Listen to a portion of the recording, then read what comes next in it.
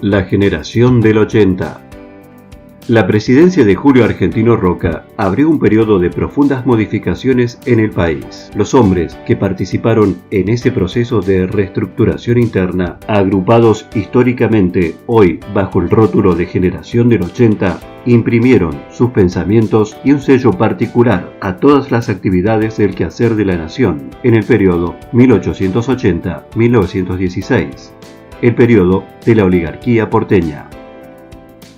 Eran integrantes al PAN, Partido Autonomista Nacional, que ganaban todas las elecciones por medio del fraude electoral. Esta generación recibió la influencia del positivismo, adoptó un sentimiento colectivo, rescató la idea de un progreso basado en la importación de capitales y mano de obra. Estos hombres ejercieron profesiones liberales, como la abogacía y la medicina, se desempeñaron en la función pública, pero también se dedicaron al periodismo y la literatura. Asumieron la conducción del país aplicando criterios homogéneos, progreso indefinido de la nación, laicismo y librecambismo. ¿En qué consistía este proyecto liberal? En lo económico, la inserción de nuestro país en la División Internacional del Trabajo a partir de la producción de materias primas y alimentos y la importación de productos elaborados para consumo interno. En lo social, el tratar de cambiar usos nativos y tratando de europeizar nuestras costumbres.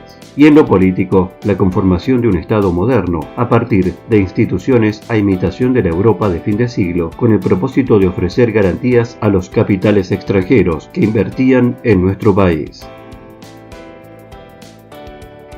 Su lema fue paz y administración, entendiéndose con esto la inexistencia de conflictos armados y la estructuración del Estado liberal, que garantice a cada uno sus derechos para entrar en la libre competencia.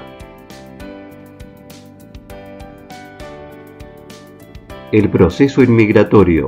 El paso audaz en la promoción del cambio económico-social fue la apertura del país a la inmigración. La República comenzó a atraer inmigrantes a los que se les ofrecían facilidades para su incorporación al país, pero sin garantizarles la posesión de la tierra. Algunas de las causas de la inmigración fueron la necesidad de la Argentina de integrarse al mercado europeo como consecuencia del proyecto de expansión del sector agropecuario. Aparecen tres tendencias políticas. El Partido Republicano, quienes critican el fraude que no cesó con el objetivo de mantener el régimen, los católicos liberales, quienes critican lo mismo que los anteriores, más las reformas religiosas que efectuó el PAN.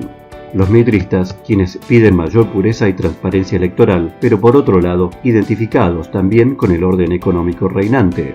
La Unión Cívica, unión de todos los partidos de aquel entonces, menos el que sustentaba el poder. Los conflictos con la Iglesia. Durante la primera presidencia de Roca, se crea la Ley de Registro Civil y la Ley 1420 de Educación Común, que elimina la religión como materia obligatoria de enseñanza en las escuelas oficiales. La instrucción primaria es ahora laica, gratuita y obligatoria. La Revolución del Parque de 1890, encabezada por Leandro N. Alem contra el régimen, duró solo 3 días y es sofocada. Hacia 1893, en San Luis, se inicia otra revuelta opositora llevada a cabo por conservadores y radicales. En 1905, durante el gobierno de Quintana, se produjo un movimiento revolucionario cuyo estallido fue simultáneo en Córdoba, Mendoza, Santa Fe y Bahía Blanca. Fue el movimiento revolucionario que más significación tuvo por su magnitud. La revolución, si bien fue un intento fallido de combatir el régimen conservador, dejó como consecuencia más elocuente el surgimiento de partidos políticos dispuestos a dar lucha contra los atropellos a la nación. El grito de Alcorta. En 1912, en Santa Fe, los chacareros tomaron conciencia de la precariedad de su situación y se movilizaron en demanda de mejores condiciones laborales, cuya consecuencia más directa fue la creación de la Federación Agraria Argentina, que sería desde entonces la defensora del productor rural y los trabajadores del campo. Para este entonces, la figura de Hipólito Yrigoyen tiene vital incidencia en la política. Sus reclamos de transparencia electoral son oídos por el presidente Roque Sáenz Peña y en 1912 es sancionada la Ley de Voto Secreto, universal y obligatorio. Con esta ley se adoptó por fin la forma representativa, republicana y federal, y tras medio siglo de gobiernos liberales, la voluntad popular se convirtió en factor de poder, dando paso a un nuevo partido gobernante, la Unión Cívica Radical. Y en 1916 asume Hipólito Yrigoyen, el primer presidente elegido por el voto popular.